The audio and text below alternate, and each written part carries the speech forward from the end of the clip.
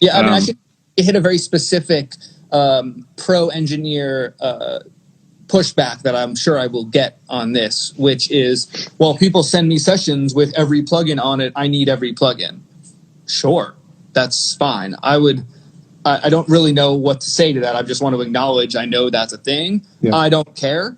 I have my assistant who probably has everything bounce me stems with everyone's plugins already committed, because I don't want to see your messy shit. Like, I just don't see the messy shit of every engineer that has their way, because it's psychologically gonna mess with me. Like, all of a sudden I'm gonna open up your attack speed on a compressor or take it off, and then things are gonna change. And I can talk about that for days, like what the possibility of change and how you won't be able to hear improvement because it's different, and demoitis, and that goes on forever.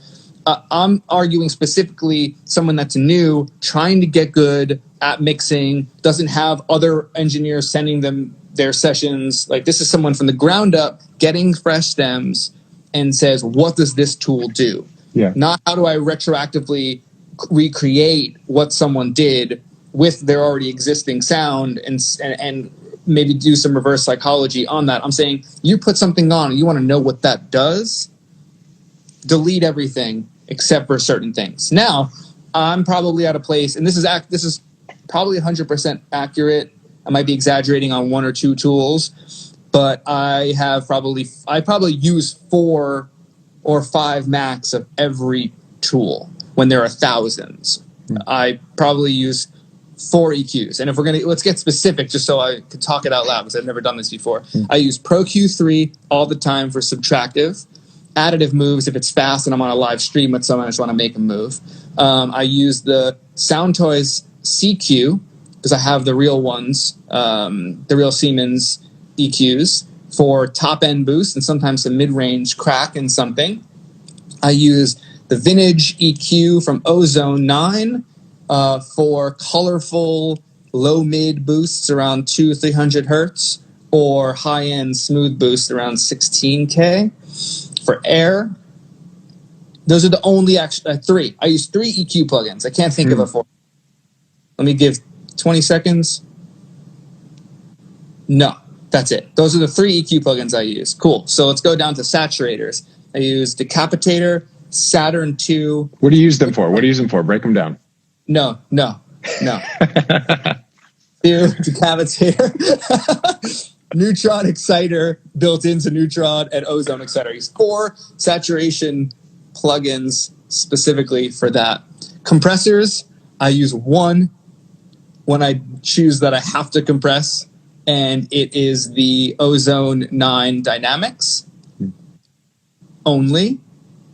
I used to use FabFilter Pro C2, but fuck that thing. It's weird. It like makes up gain in a weird way, and it just doesn't. It always sounds louder when I put it on. It never sounds like what I want it to do, so throw that thing away. And then what other tools? A limiter. Faraday limiter by Goodhertz, and the Vintage limiter by Ozone, and the FabFilter Pro L2. 3 limiters. So we're still under 5 for every tool. Now, the reason why I'm throwing this out there is so we can reference back to this live and say, if you want to hear any tools specifically that are used, I said it, so I never have to say it again.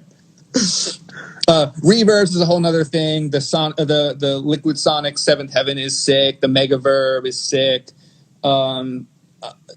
Those are my 2 go-tos at the moment. What do you use limiters for? Good question.